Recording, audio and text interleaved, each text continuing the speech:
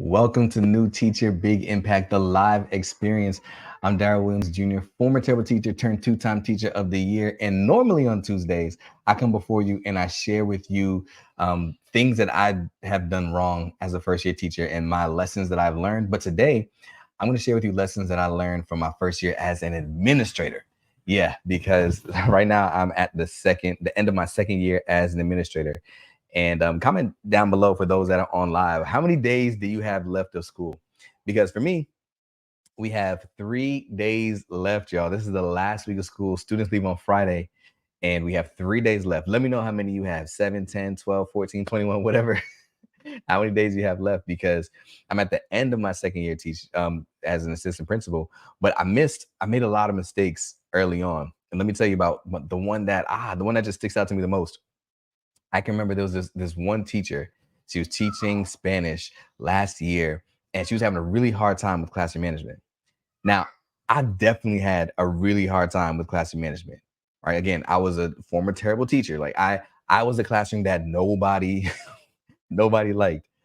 All right, some people going to June 26th, 9 days left. There you go. Oh my gosh. Congrats, congrats, congrats. June 26th, I feel sorry for you because that's a long time.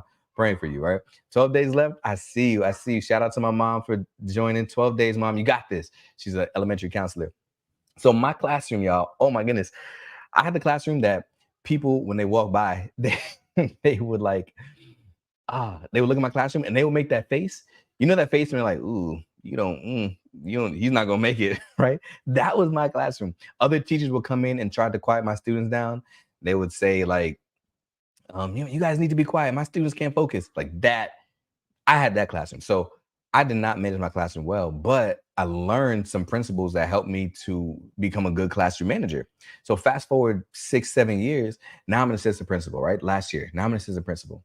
And I'm seeing this teacher, a new teacher, her first year teaching, and she's struggling with classroom management. I go into her classroom and I'm watching and I'm looking, and there's so many things I'm seeing. I would do this, I would do that, I would do this, I would do that while I'm watching her class, right? So watch this, y'all. I took notes, brought her back to the office during her planning period, and we were talking about ways that she could, you know, improve her classroom management. And I'm sitting here like, okay, this is what I would do here. Oh, this is what I'll do then. This is how I'll get students quiet. This is what I'll do when students are not listening. So I was giving her the exact step and framework that I would use. She was taking notes. She was like, oh, that sounds so great. Awesome. Oh, thank you for your feedback. Right. Then I said, I want you to go into the class and actually do this action step. For her, it was a call and response. Like you have to do a call and response. You have to. That's a strategy that you must use, because a call and response is going to get your students silent right away. And then you can move on into the next thing, right? So she decided on her call and response. She was teaching Spanish class. The call and response was, she would say, ole, ole, and the students would say, ole, ole, ole, and get silent. That was her plan, right? So she went in there. I went in there. I sat in the back of the classroom. I watched her, and she said, so this is our call and response, y'all? I was like, ole, ole. And the students were like, nah, nope, we're not doing that, right? And oh man, right in that moment, here's what I learned. She was struggling with something. And when she was struggling, I decided to give her a strategy that had worked for me, a strategy that I had used for years, a strategy that I had seen success with. But when she used my exact same strategy, it didn't lead to the same success. And what I learned in that moment is that strategies don't fix classrooms, because strategies work for particular people. It's just a strategy. And although a strategy may work in my classroom, it's because it lends itself to my vibe, my personality, who I am, my zone of excellence, my 1% amazing, my special skills. So because the strategy worked in my classroom and I saw it be effective, I thought that anybody that used that strategy would also be effective. So as the administrator, I was sharing strategies, those same strategies, assuming that everybody else would use these strategies and be effective. When I wasn't seen to be effective in the classrooms, I was confused as to why I wasn't working. But then I understood why. What I'm going to share with you, what you're going to learn right now is the PSSI system, or the PSSI framework of how to actually make an immense impact. I call it PSSI because it's an acronym. I want you to see what it means. Watch this. PSSI. Tell me if you catch it. When you match proven principles with your special skills, you can create specific strategies to make an immense impact.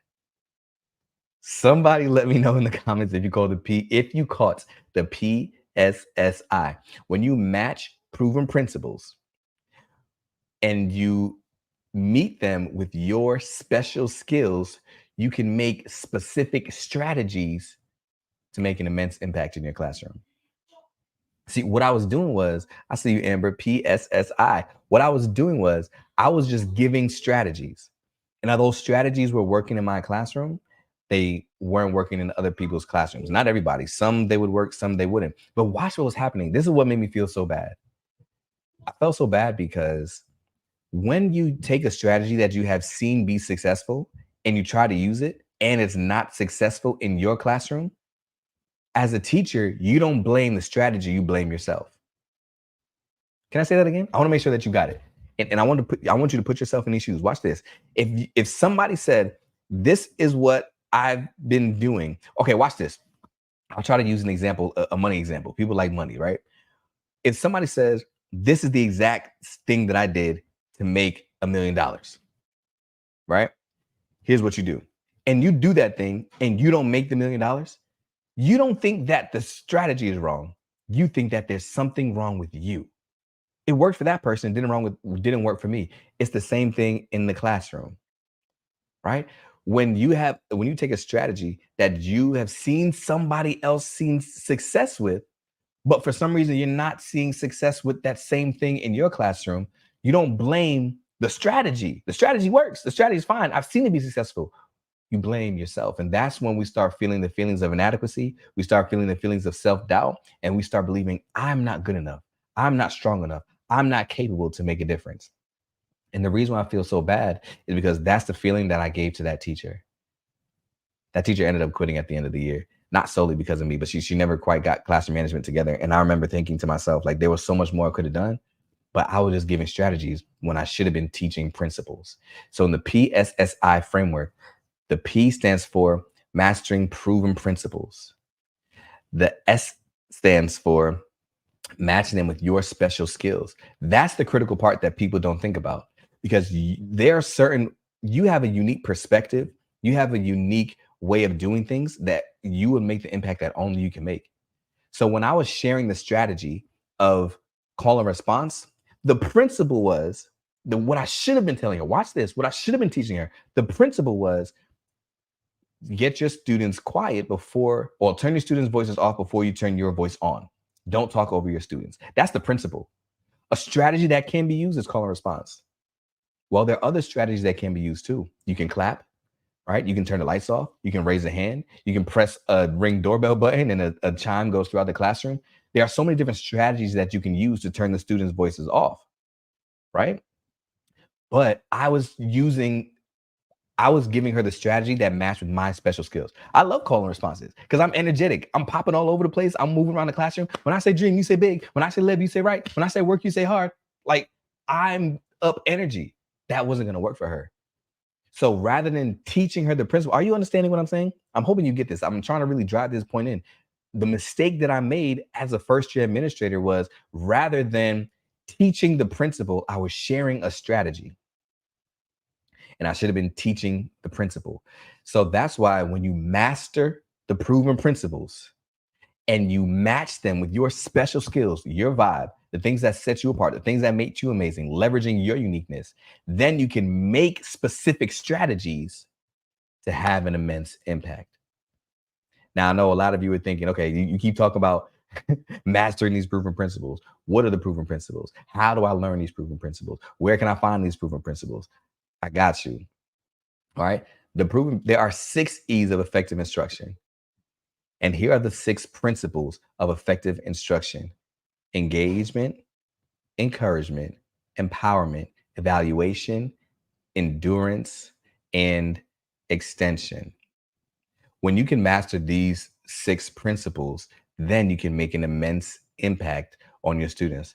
Why? Because first, we will encourage students, let them believe that they can, so that they can actually do it. Then we have to engage them, meaning we have to be able to manage the classroom and empower them, meaning we give them now the information through innovative lessons so that they can actually take this work or take the information that we're giving it and apply it. Then we evaluate, meaning we look at the data and we operate off of facts, not feelings, to decide what we need to teach these students or what they need based off of what they know. Then the extension piece says we reflect over our own practice and we continue to grow and expand our impact. And the endurance piece is how we take care of ourselves so that we can consistently show up.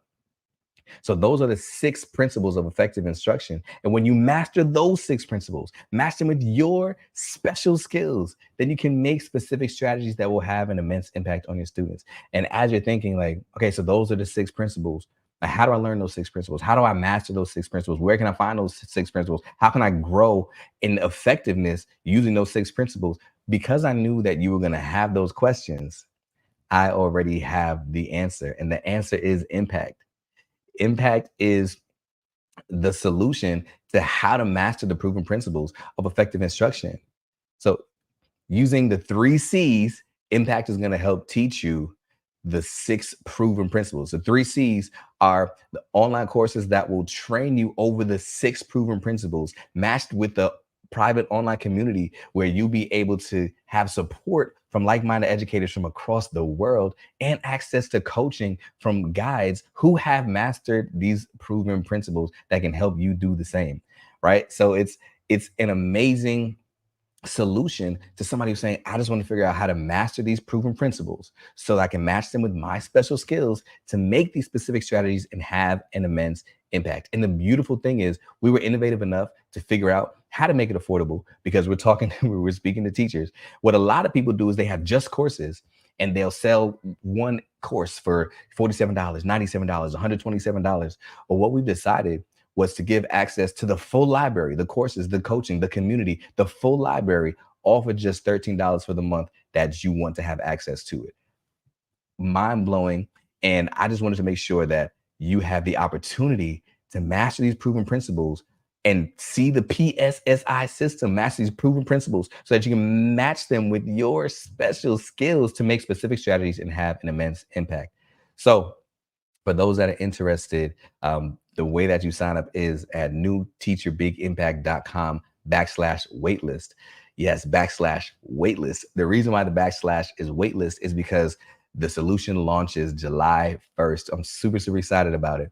But for those that sign up in the pre-launch phase, you'll have access to the course 99% of Human, 1% Amazing, which goes along with my best-selling book, 99% of Human, 1% Amazing, that you'll have it. Because I know you don't want to sign up for something and have to wait all the way to July 1st. So you'll get access to the course immediately. One of the courses that are going to be inside that platform. But again, this course sells by itself for $47, but for Impact members, it's included in the membership. So when you sign up, you get instant access to that already. Amber looks like she has the book. I thank you for your review. I saw the review on Amazon as well, Amber. So Amber has the book. She vouches for it. The book goes through how to find your teacher identity so that you can make the impact that only you can. Listen, I'm super, super excited. Glad that you are here this evening. I'll be with you again next Tuesday, same time, same place, to help you figure out how, even as a new teacher, you can make a big impact. And the way that we're going to do it is by mastering the PSSI strategy. When you master those proven principles and match them with your special skills, you can make specific strategies to have immense impact, the impact that only you can. I'll see you in the next.